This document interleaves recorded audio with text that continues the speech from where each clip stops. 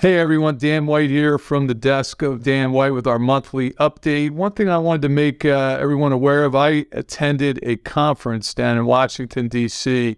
about 2 weeks ago. It was my semi-annual Ed Slott training conference. So we have to go train under Ed Slott twice a year to be considered part of his master elite group. And it was an interesting 2 days we spent down there with about 400 advisors from around the country. And Ed was kind of interesting. He said, "Do you know what the highest tax rate in our country all time was?"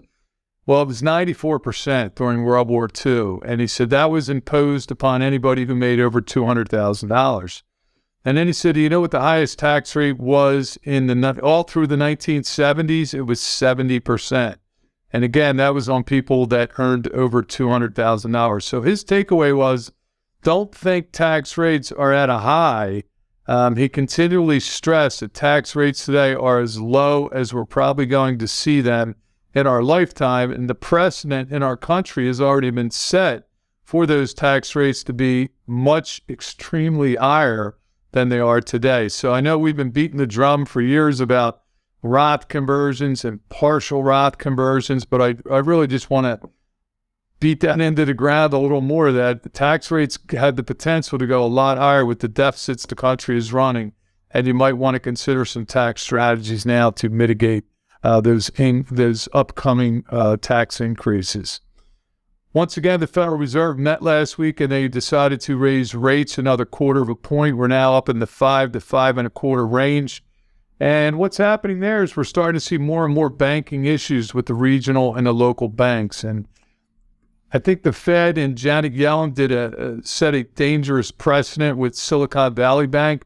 Basically, about 80% of their deposits in that bank were above the $250,000 FDIC minimum, and Janet Yellen rode into the rescue and said, "Hey, we're going to make everybody whole." So whether you had 2, 3, 5 million at the bank and you were only insured for $250, they were saying your deposits are good. So what we're seeing is there's a flight from the local and regional banks, the depositors, who may not have that caveat of the Fed's going to make you whole, and they're moving their money to the big boys, the guys who are considered too big to fail. So if the regional banks are losing depositors, and keep in mind the regional banks have a lot of loans out for commercial real estate, it's kind of a double whammy, and that's why we're seeing all the volatility in the local and the regional bank stocks. And quite frankly, we very well may see other regional banks fail. I think you're going to see that.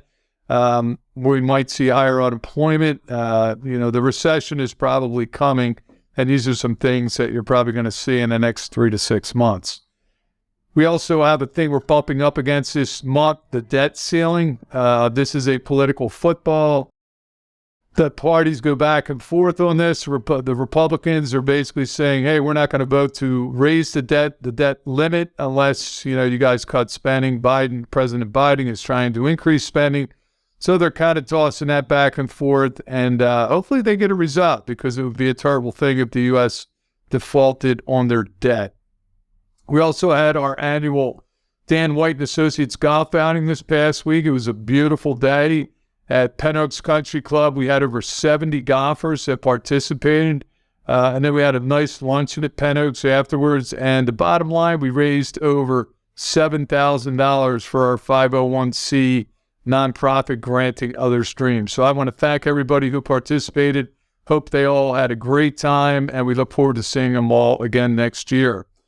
Also, news on our client service team. 2 of our gals, Lindsay Grace and Kelly Cooper, passed their life insurance exams last week. We encourage our staff to continually pursue education. So now we have a fully licensed client service team to better serve you. So when you talk to these girls, they do know what they're doing. They can help you. You don't always have to talk to an advisor. Our client service team is here. They're licensed, and they're ready to help and do whatever it is to keep you happy. On a personal note, my wife and I, as you know, are pretty big Philadelphia sports fans. We've been following the Sixers, going to a lot of their playoff games, and hopefully they're on a pretty good run. Hopefully they can keep it going. We haven't had a basketball title in 40 years in this town, so who knows, maybe this is the year. Also, my wife and I just celebrated this past weekend our 39th year of marriage. We spent a wonderful weekend down at Tillman Island, right by St. Michael's down there in Maryland. So I want to wish my wife a happy anniversary as well. And we're on the home stretch for my daughter-in-law, who is expecting our first grandchild on June the 3rd. So I would ask that everybody keep Angel and Justin in their prayers and that they have a very safe delivery and that the child and everybody is healthy. So hope everybody enjoys our monthly videos, and I hope everybody has a great week. Take care.